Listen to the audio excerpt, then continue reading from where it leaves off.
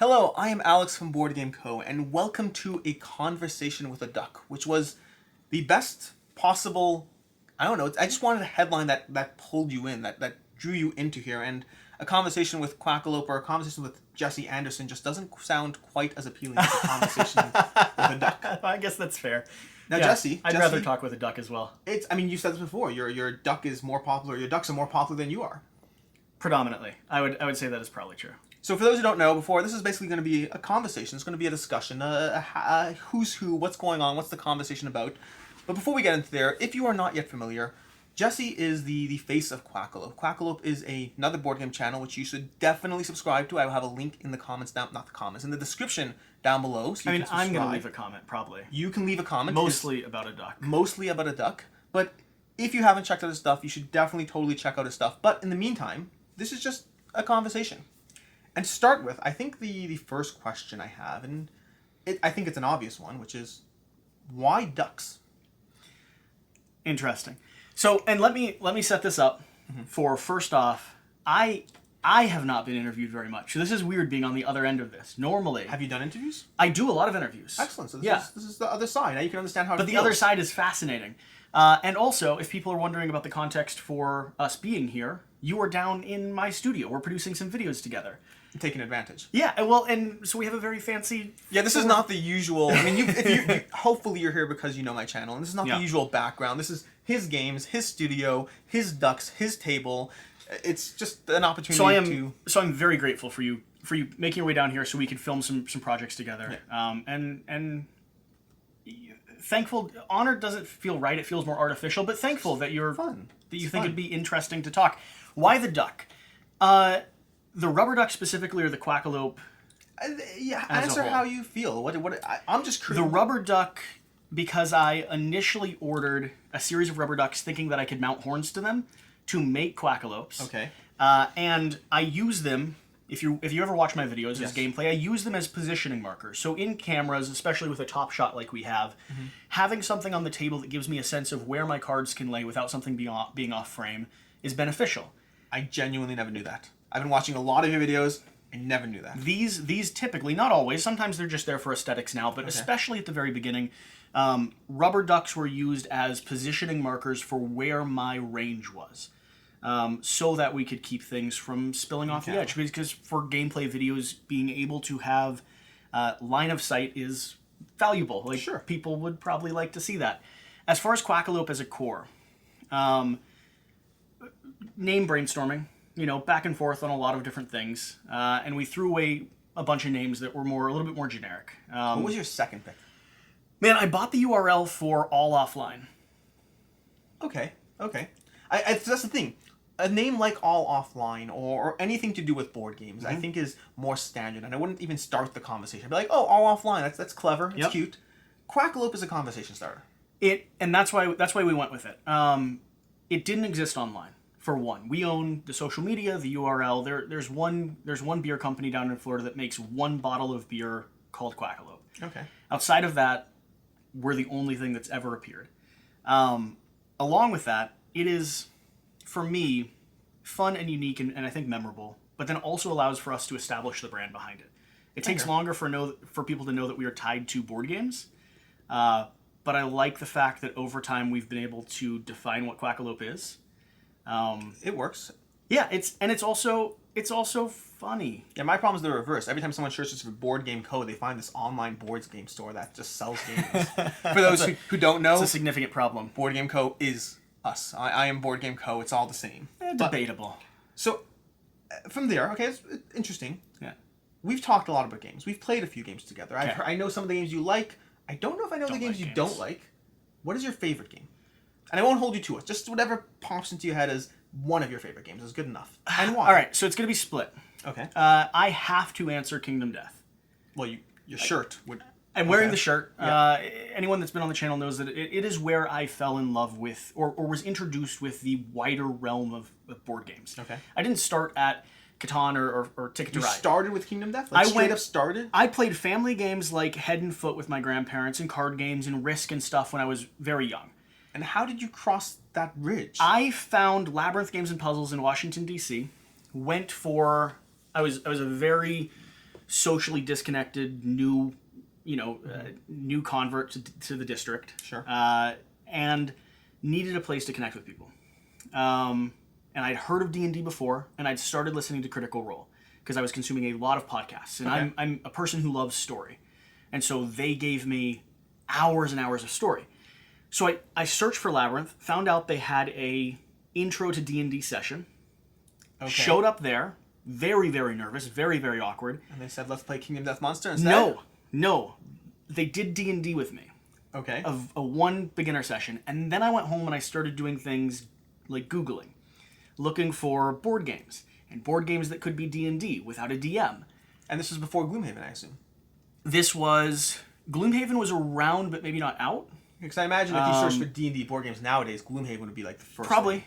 Probably. And Kingdom Death, the art, the aesthetic, the miniatures, all of that kind of struck to me, but it was the idea of what it promised. I didn't even know what the gameplay was. The idea of what it promised was so fascinating to me. I ordered a copy off eBay before 1.5 started shipping. Wow.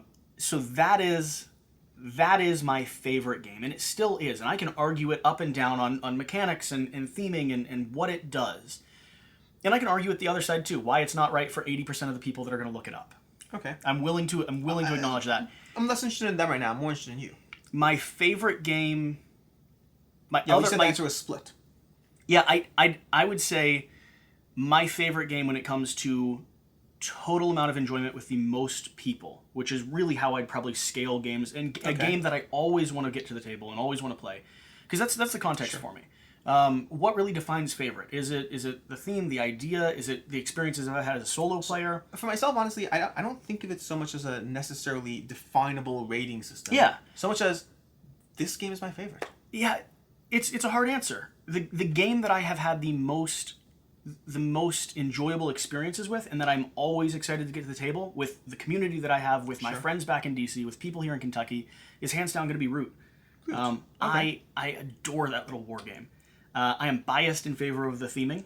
I grew up reading Mossflower and Redwall, so I love Redwall. Every the time you visual mention, aspects sell me on that. I love the company and the people behind it, and I've played 25, 30 games of Root, and I've never had a bad experience with it. So every time, like at Root, I grew up with with Redwall as well, and I love Redwall. I've read all the books. I've tried jumping into them most recently. I haven't actually been able to get. I don't have the time to read. I'm always playing games, but Root very much calls to mind Redwall. Everdell also, to a certain extent, it has that world without the violence. Everdell gives me the world more than Root does, but Root gives me the story. It gives you the story and the fighting, the fighting between like birds and cats, and it's. I love the concept of Root. For myself, I eventually got rid of it just because. I found it was a game that I didn't want to constantly teach it to new people, and I live in my own personal game, my own world that I play games in.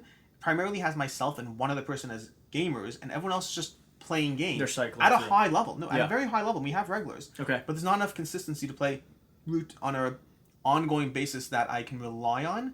I just don't like teaching it again and again and again. I can understand that, but I think it's a great game. There's actually two games. There's that, and I believe I saw it on your shelf somewhere. Heroes of Land, Air, and Sea, and Root. I haven't played it yet. Both those games, to me, fall into this rare category of amazing games that I want to get back when I think I have a better opportunity to play them. I played Root like 5 times, and I enjoyed every single play, and then we shifted to a new dynamic in the group, and I was like, I'm not teaching it right now.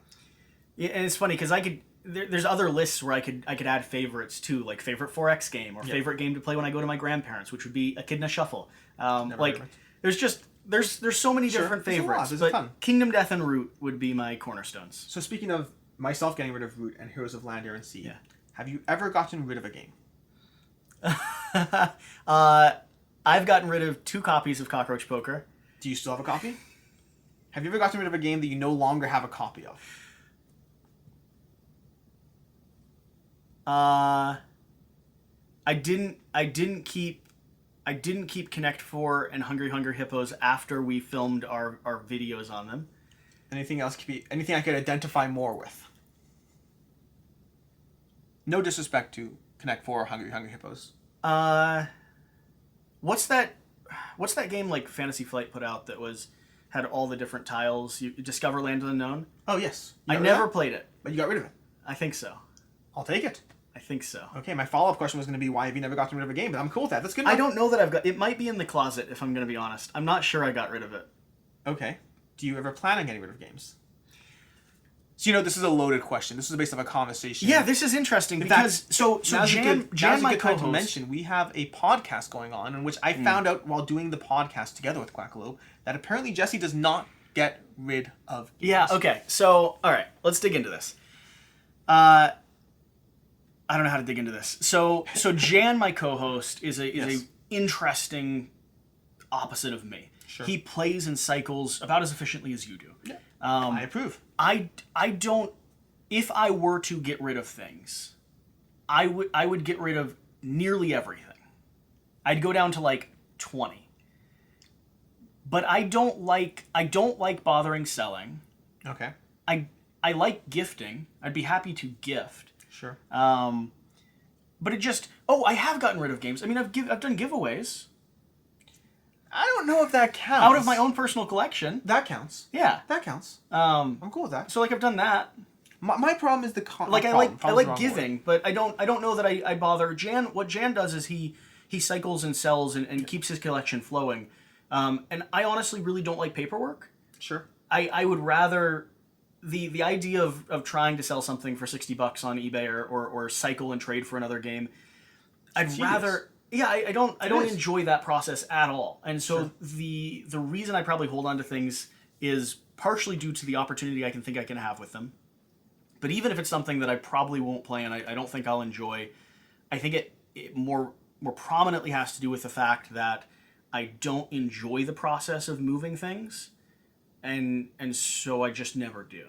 See, it's so fascinating to me because I've talked about this before on the channel, but I don't like editing, and your videos are some of the best edited videos I've seen, period. Forget board games alone, just period. And so I find it fascinating the things that you and I find tedious are just so different. Yeah, you don't edit. I don't edit because it's tedious. I don't get rid of You're games. like, I don't sell a game because it's tedious. It's interesting. It really does take special, unique snowflakes to build a reel together. Just different strengths.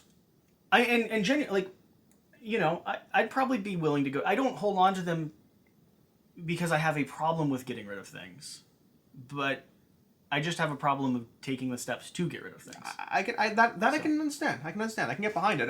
We'll have this conversation again when you run out of room. But until then, yeah, I am running out of room. I mean, you're becoming pretty popular. You get a lot of games sent to you. Do you buy, acquire? Look around the room a little bit. I've got piles that are no longer on shelves.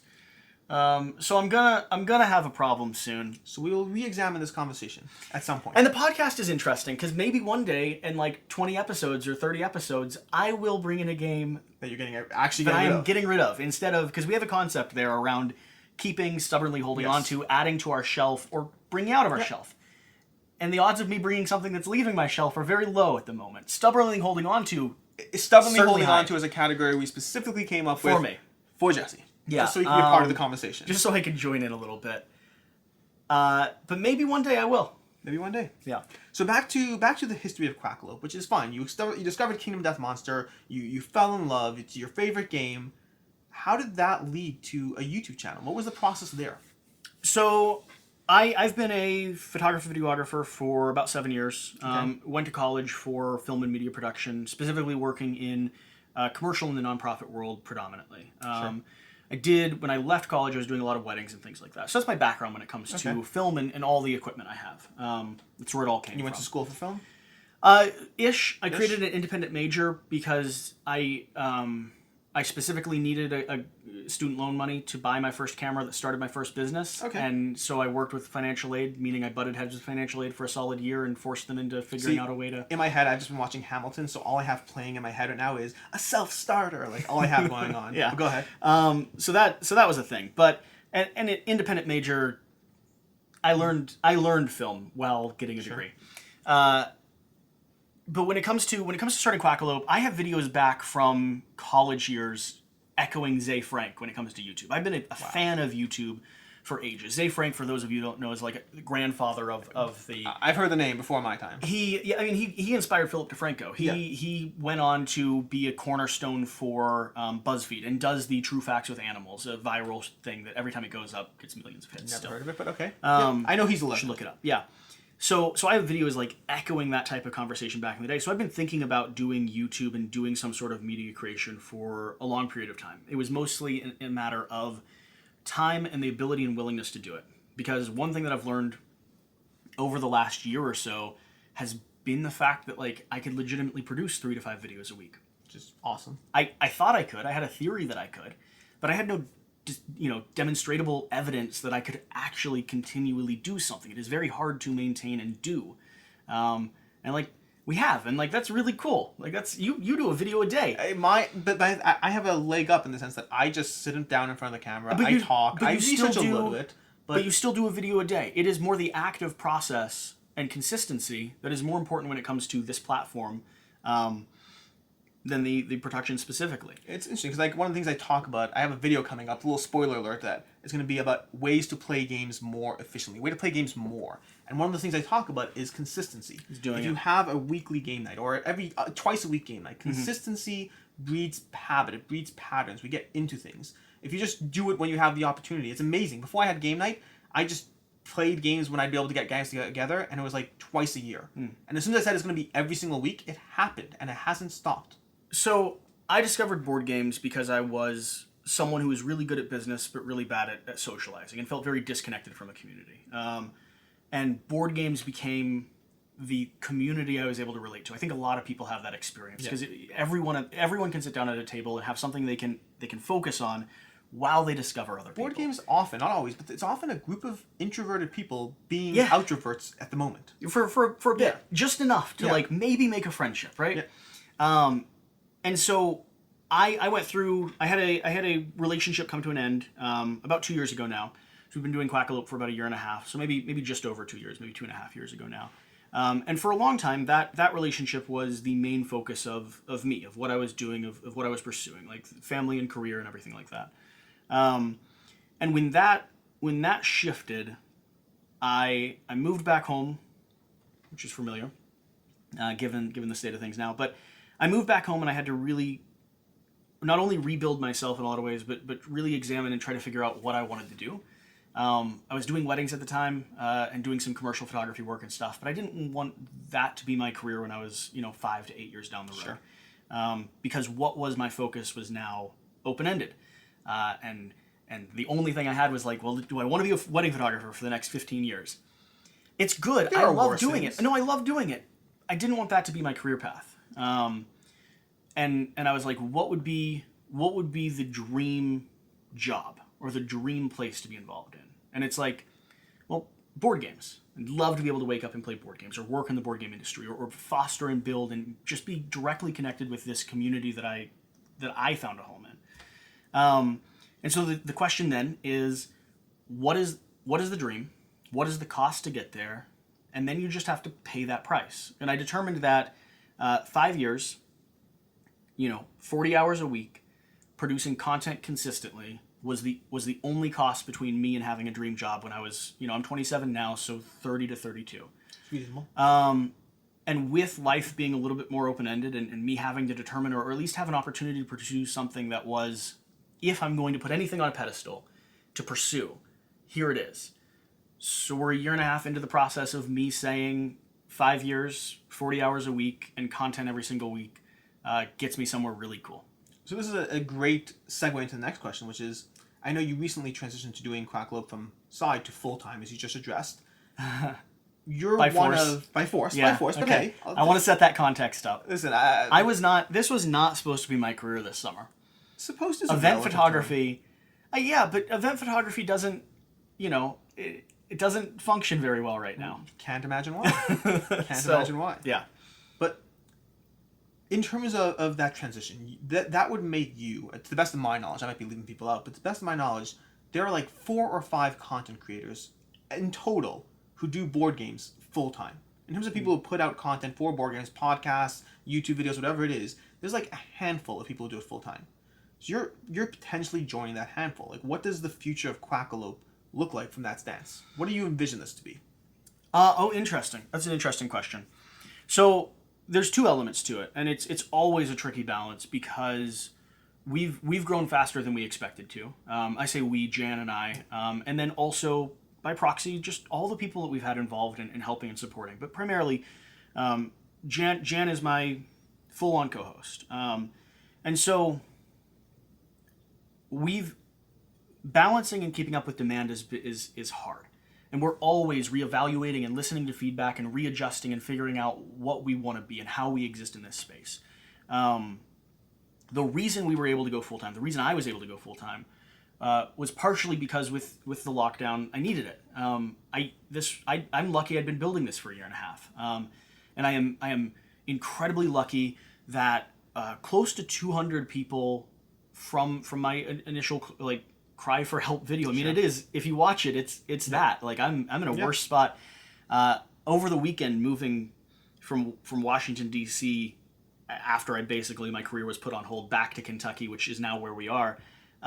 Like the evening I was packing to leave, I filmed that video, and as we were driving back down, people were showing up and sending messages and supporting. That's awesome. And that transformed that experience. So in terms of the future, we want to launch the podcast. We want to lean into the community that we have.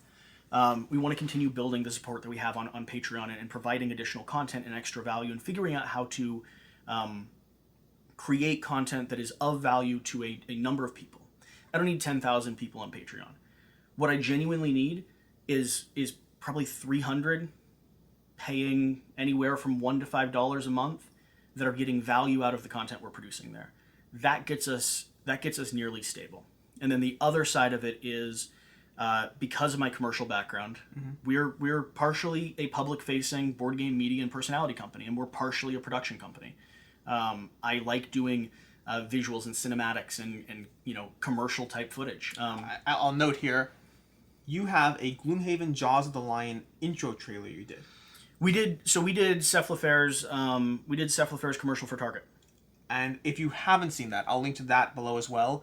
It is insanely well done. I wish all board game trailers were this amazing. I was blown away. Thank you. Go ahead. But that's part of it. Like I think legitimately that's part of how I get to a position where I can exist. Is by it's a big enough it is a tiny industry, but it is a big enough industry that people need high quality production. Yeah. And my theory from day one is one of the opportunities I could have, one of the things we could exist as is one of the many people they call on when this industry needs someone that is from this community that can produce high quality stuff. I mean, it's simultaneously tiny, but also like we live in a world of Kickstarter. I do a lot of Kickstarter videos, and with Kickstarters aiming for often $100,000 minimum, it's a lot of money. And like some of these Kickstarters are trying to hit millions of dollars on a regular basis.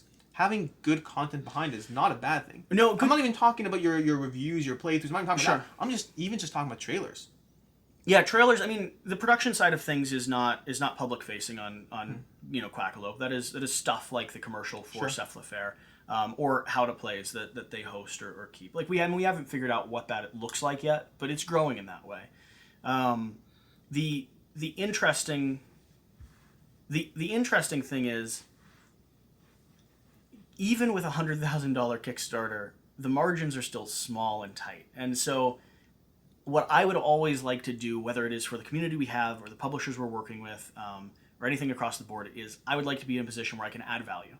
So if we can add value to whatever the product is, we should get a return on that investment. It's reasonable. So that's the hope. Now, you recently did a video about crossing 10K subscribers and what you've learned along the way. So that was great. Really enjoyed watching it. I don't know any of these questions. I'm genuinely like... I know, and all these are completely unscripted. I tried to come up with... I don't want to edit anything. I'm like, what's he gonna say? So other than your... So yeah, you did the video 10K subscribers and things you learned along the way. Other than your decision not to get rid of games, is there anything along the way you regret?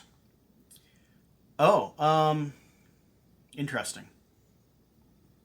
Learn along the way. Regret. One of the biggest mistakes we've made over the first year was not starting a podcast, which we are currently working to rectify. I didn't have the bandwidth, but that is a platform that I am aware of and would love to exist in for the community. And so I'm excited about what we're doing. I'm excited about what Jan's helping us do. Actual regret, though, because that's sort of a cop-out answer, right? In a way. It's a little bit. That's actually a great potential answer to my follow-up question, which we'll get to. Direct regret. We grew faster in the last 5 to 6 months than I think we anticipated. And so one element would be, I guess there's a publisher facing and a public facing, which is good for what we do. Publisher facing is we have quite a few titles that we are excited to cover and wanting to cover and hoping to cover. and want to invest in those relationships. But we have grown, and it is still just me producing every single thing. And I'm 60, 70 hours a week on a video. So the average video you see on Quackalope takes about 8 hours to produce. That means in front of the camera filming and then back-end editing. Not counting rules reading, playtesting, everything like that. Yeah. And we do a mix of stuff that is just friends sitting down and playing, and then also more like previews and things like that. So I am getting better at communicating to publishers when they're interested in sending us a title or want us to cover something. Like, hey, I'm excited. I love what you're doing. We might take a little while. Okay. Like, and that's That but helps. that's an element. Like, if someone is getting into this, like, that's part of it. And then public facing, over the last probably 3 months, especially with the swing to being full time, the balance of exciting new projects for Kickstarter, and I'm not even talking paid. The predominant amount of stuff we do on the channel is not paid, and whenever it is paid, we acknowledge that it's sponsored. We have the link in the description, and we do the thumbnail down at the bottom of the YouTube comment. But we've said yes to so many exciting Kickstarters that we are looking forward to cover and can't wait. In fact, we just filmed one that is on the table. Oh my gosh, it was so good. We just filmed a Dead Reckoning gameplay. Because you get good eyes, you get good return on investment. You know that. You cover 100%. Kickstarter. But that's not the core of the channel. And it is a hard balance to make sure. I would like to be at the point where if we're doing 5 videos a week, 3 of those are community and public and are us facing, and 2 of those are Kickstarter facing. And right now, over the last month or so, you're currently at how many videos a week? We're currently at 3 to 5 videos a week. Okay. And give or take my own bandwidth for production. And right now, I'd say 3 of those, maybe 4 of those some weeks, are more Kickstarter focused over the last month than public focused or community focused, like Root. And part of that's been the dissolution of the gaming group due to lockdown, and part of that has been just they have deadlines, and so if I'm creating content, hitting their deadline and being respectful of that ends up getting in front of editing and working on other things. It's so fascinating because I never even thought about that aspect, but when you say they have deadlines, that's something that I end up applying to my own decision to play games. Meaning, forget YouTube, forget videos. So often I'm like, honey, we got to pull out this game this week because the Kickstarter sequel's coming up and I need to know if I need to back the sequel. Or I need to... That's funny. It's happened so often to me. I did that. It happened with... I didn't actually make it. It happened to Cloudspire I wanted to. Okay. Rallyman Dirt is a game that I'm trying to... I have Rallyman GT. I want to get it to the table so I can decide if I want to back Rallyman GT. Good DTS of Dirt as well. Our Discord's been playing it. Oh, nice. But yeah, so like I find so often, just in gaming, forget YouTube, the schedule defines what I play very often. I'm like, something's happening in this world. I need to get this game to the table so I know what to spend a ton of money on the sequel. So it's just fascinating that it affects schedules, gameplay, everything. Yeah, so that's the biggest thing is probably with the last, and we're working and I addressed it at the end of the 10K video too. I know. I was going to say that's a cop-out because you said that in the video. But I'll take it. But it is something that I've learned, and it is genuinely a thing that like that balance is really hard to strike. Yeah. And we're always trying to swing that dial. So along the same lines, and this is the one where the podcast might be relevant. Okay. What singular piece of advice would you give to another content creator? Just a new content creator. Every single day. Do what? Video? Doesn't matter. Just do something. Every single day. Yeah. Something could be what? What does find something? Doesn't matter. Video? Something. Something towards your that goal. Okay. Define your goal, do it. Just head towards Stop watching videos and sending messages and thinking about it and debating what the right way to approach or thinking that you need a brand new camera to do it. Like, just do it. Do it. Like, if you're a writer, write every single day. In a year, you'll be better than someone that thought about it the entire time. It's interesting, because I subscribed to Jamie Stegmaier's newsletter, and I remember, I can't remember how long ago, but he had something along those lines of, if you want to do something, just jump into it. Like, if you want to start an Instagram, just start it off. Go with it. Because the reality is, where you start is not going to be good enough for what you want to do. No matter what. No matter what. Yeah. When we started, I agree. I did a video 6 months into the project, when I first moved into the second studio we ever had, called On Beginnings. Sort of an homage to another I'm really bad at names. I said his name earlier and then I've blanked on it now. I'm great at names, I just can't pronounce them. The grandfather of board games. grandfather of board games, like who? Klaus Tauber? No, I already mentioned him. Either way, we did a video called On Beginnings where that was emphasis. Like 6 months from now, I should be embarrassed about what I'm creating, and that's still true because 6 months from now, I should be actively improving because I'm doing it. I agree. I mean, like, look at my last videos. I used to be in some terrible video. It was terrible. No, but this video, so embarrassing. The lighting, the room is all steps above. You're really. I am upping my game. Stepping up your production. I don't know if the next video I can say the same, but for this one, it's definitely upping my game. Literally, the video immediately before this one was after. So, this is the next question thing you actually touched upon a bit, but something I struggle with personally on my own channel. I think you touched upon this with the Kickstarter thing, which makes a great discussion, but how do you segment your content to address different audience types without losing your focus? So, for example, for my own case, I find, like you said, Kickstarter content gets the views. Kickstarter things get the views. I find a lot of the topics I do, people jump in. They like being a part of the conversation. But then I'll do something on a regular board game, and suddenly that's not my audience. How do you create that content? So, there's two cores. We're not always perfect at this, and we've been learning it along the way. And now that we're bigger, it becomes even more and more important. And you're learning that as you grow. The bigger you get, because you pass us one day. The bigger you get, the more it is important to understand the voice of your audience and make sure you're leaning in and respecting that. Part of it is what Jan and I cover largely and independently, and what we've grown the channel around have been the games that we love.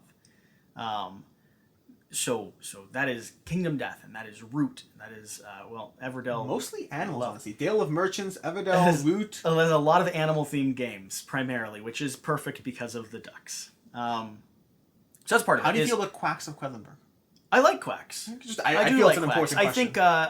I think there's an area there where we have to debate who technically had the Quack term first. That's what I was wondering.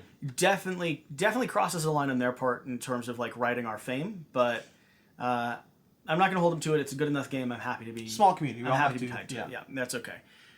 So part of it is staying true to your audience, and the way that we do that is Jan and I are just us. Mm-hmm. So if we're being true to us and being honest to the games we like and the media we like and what I'd want to watch, and we're just having fun, well then the people that have followed us should hopefully never be betrayed by that. And then the other half of it is more purposefully around the Oath Kickstarter is where we about tripled in size. We went from about 2,000 subscribers up to maybe, I think it was like 1 point something, up to like 4 or 5. And during that time period, I worked my butt off. We did a series of 3 gameplay videos, all of which were very heavy. We also did a little bit of Root content there because we like Root, and we the audience really engages with that. Right now, I get comments on almost every other video that is not Root or not Leader Games saying, "Hey, I'd love to see some reviews for it." And I'm like, "I know, buddy. I'm sorry that we can't do it yet." And I released. I made sure to release Oath, which was a Kickstarter video, a gameplay, and then a flavor text or how to play or a different game, and then maybe another gameplay, and then Oath again.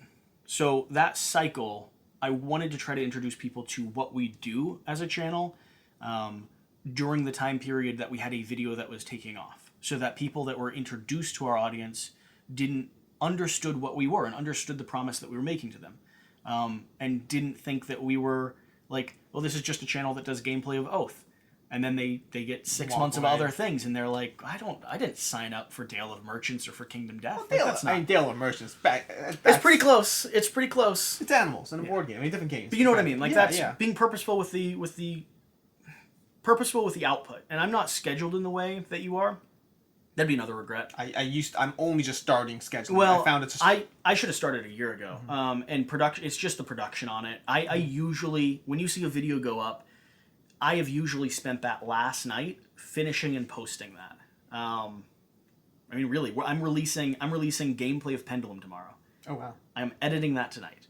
I am releasing Fort and a video on Night Cage Tuesday.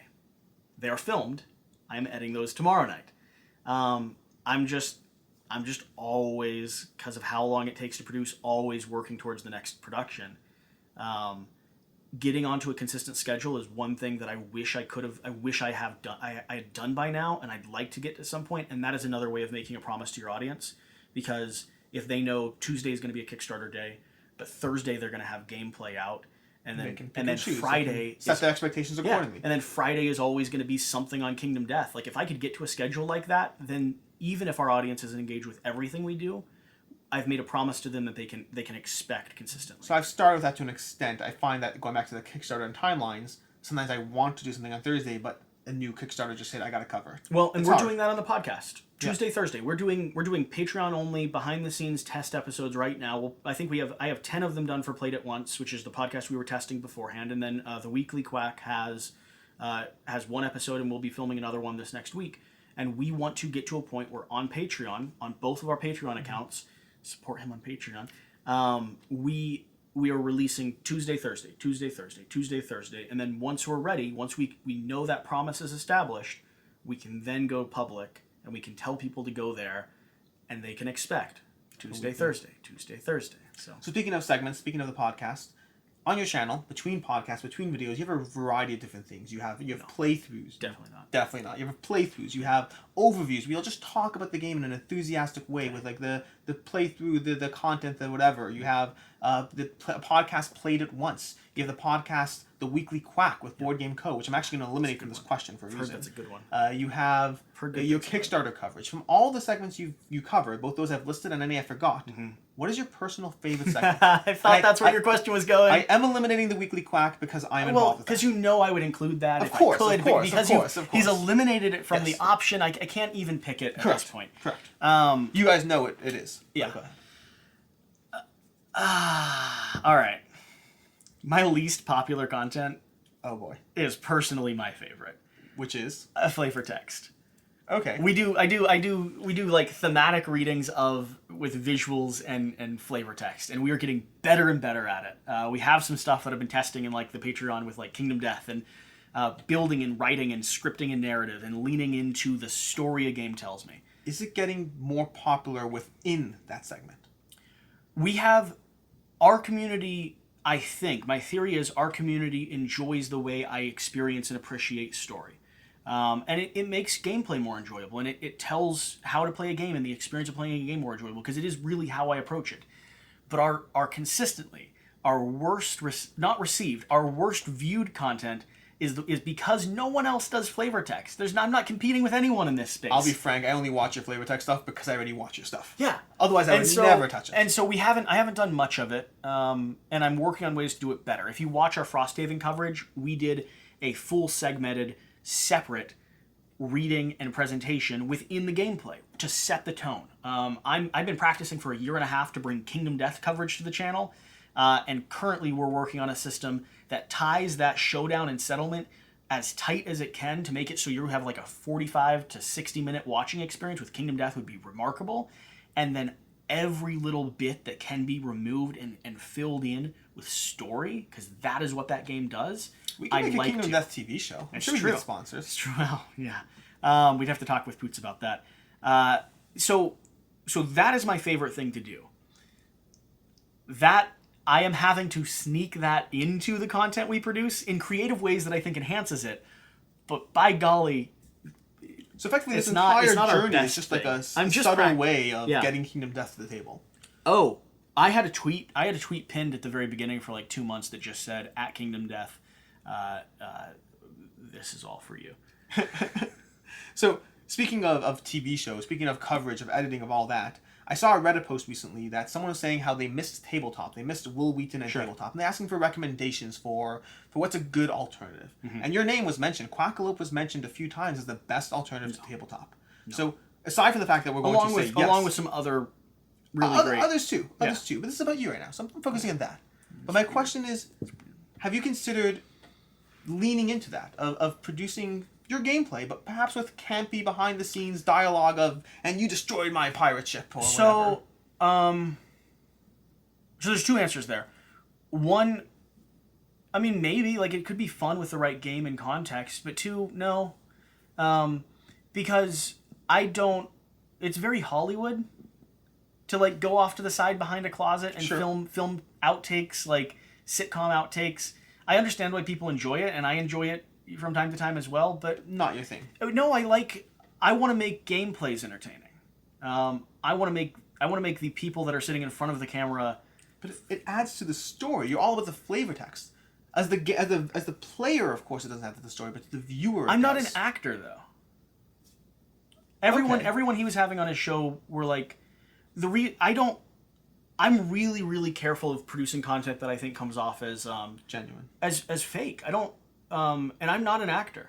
I can't go to a closet and go like, oh, you sunk my battleship. And if I did that, that does not sell the same way that a trained actor can do it.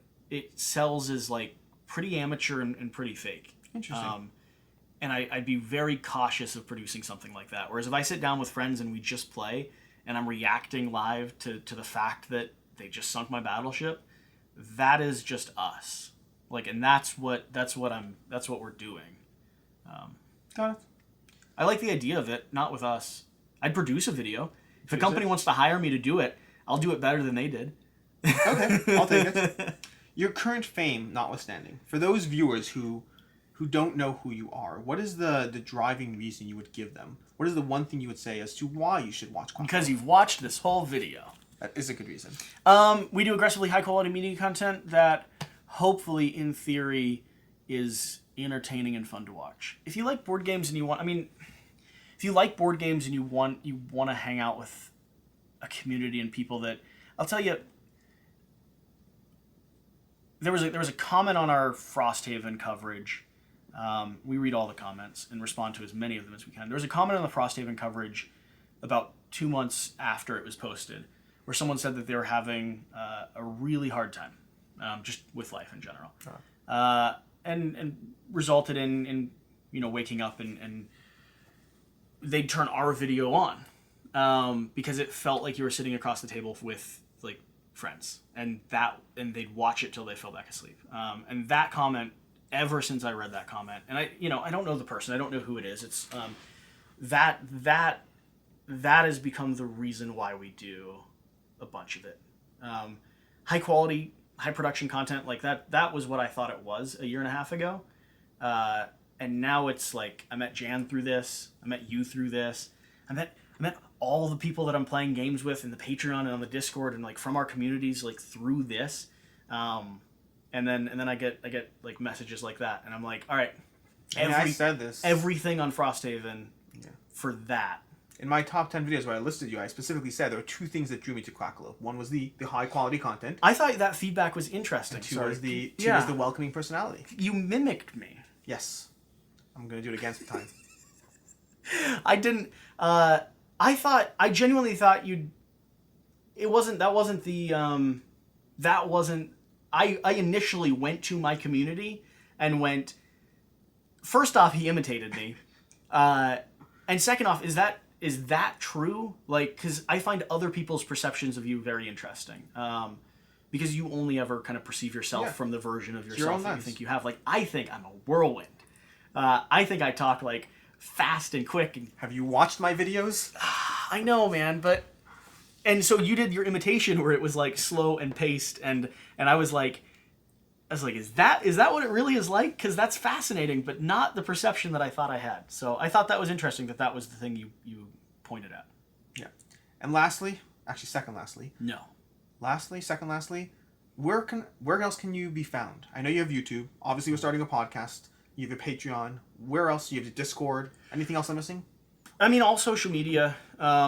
Found in what ways? Found in terms of production? Anyone who's looking for your content, ways to engage with Quackalope. Okay. I listed a few, the ones I know, but is there anything? YouTube is our main hub. That's our main production community. Followed by that, we produce probably 30% of the total content that we produce is Patreon specific and Patreon only, because I truly believe in added value. Sure.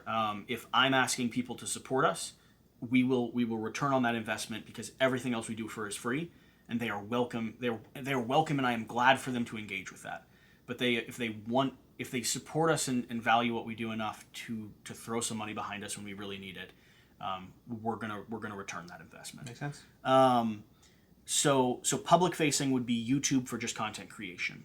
Private facing would be Patreon for being part of the community and being engaged with us. And if you want to have the most direct connection to me, in terms of just chatting and hanging out and being with the community, it would be the Discord. That is, I think we're just bridging on about 1,200 members. Wow. And a lot of that is due to some publishers that have like done their playtesting through us and brought their communities in. And then, we had a couple hundred that came over from the Patreon, and we have, and Discord's an interesting platform. There's an ebb and flow there, but we have nearly daily, if not multiple daily, tabletop simulator gameplays. And when I have an opportunity to sit down and play, like we played Fort the other night, Yes. and I've played Root multiple times with the Patreon community, and I am there every day chatting with people and saying hi and responding to questions. So if you want a direct connection, that is probably the best resource to have me on call. So. And the actual last question: when will you give in to the popular demand outcry to change the channel name to the correctly pronounced Quackalope? All right. So if you're watching, interesting. Oh, this is a serious answer. Yeah. Well, we got a serious answer. Oh, wow. First off, because Quackalope's funny. Okay. But I think we're going to do it as Quackalope. And we're working on, next time Jan comes and visits, we're going to do a message from the goose. But we're going to do it fully in Spanish. So Jan, my co-host, is Puerto Rican, like raised in Puerto Rico for the first 26 years of his life. And he also would like to go full-time sooner or later. And we have a fun little community where some people will leave comments in my comment section fully in Spanish, and I don't know what they're saying. So I'll have Jen hop on and respond to them, because there's people from his community and that just have connected with him. And so long term, in terms of where Jan might end up, we would love to, in 3 to 5 years, when we're both able to. He still has a full-time job. It is a harder balancing act for him. Sure. We would need to hire an editor to do this because I'm right now producing all the stuff for Quackalope. We would love to launch a sister channel that is Quackalope with a little indentation on the E there. That is, if I can learn Spanish in the next 3 to 5 years. Are you essential to this? No, I'm not. Okay. I'm not at all. I'm saying I could be a guest. Oh, okay, gotcha. Jan and but we're co-hosts. Yeah. Like if I could learn, so I could function there, I'd love for both of us. But he would be the predominant host on that. I hear you have a ton of time and the other 20 hours left in the week. Yeah, I mean, I would have to sit down and just play a game with him like he does with me, and then let him go handle the rest of the production. Sure. But long term, like we'd love to, outside of his skill set for like project management and stuff like that, we would love to have a separate branch because. Not only the United States and the bilingual and multilingual communities and families that exist here, but then also the growing interest in board games kind of across the world.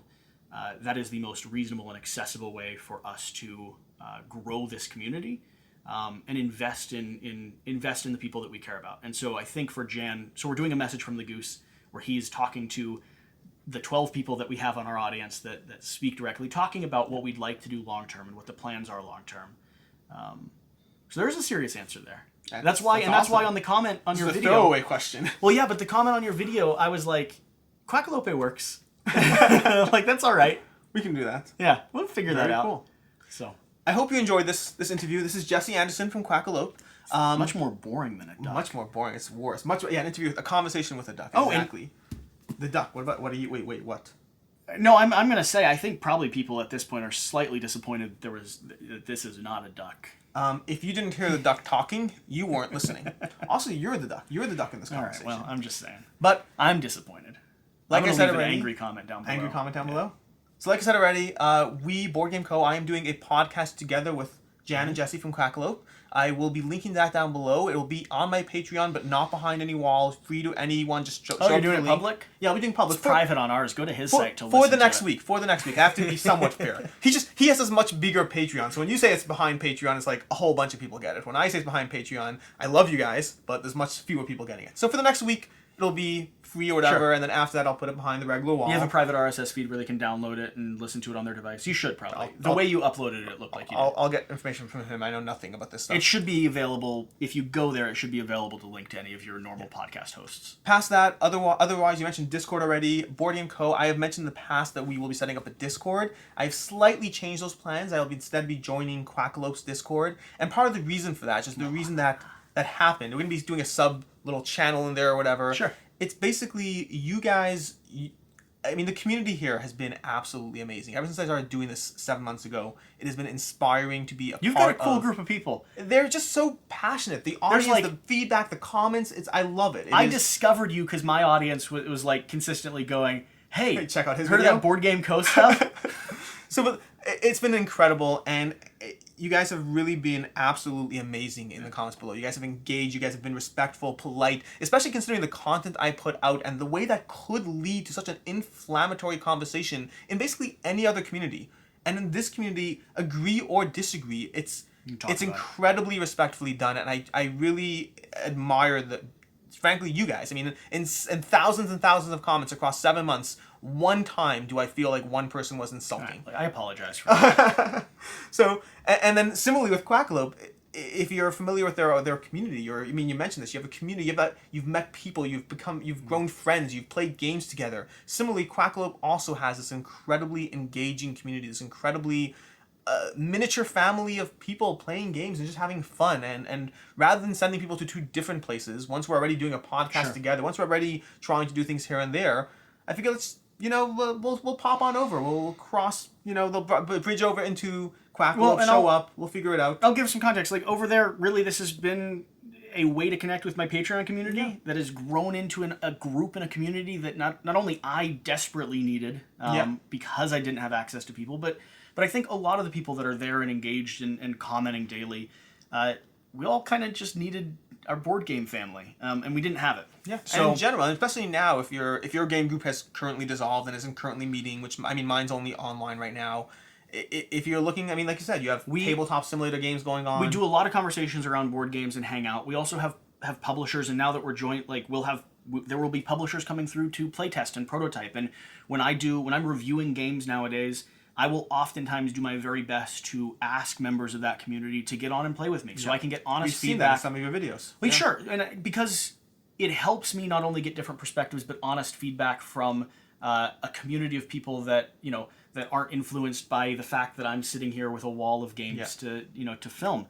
And so it is a cool place to engage with board games, but then also play board games, and that's one of the big emphasizing points.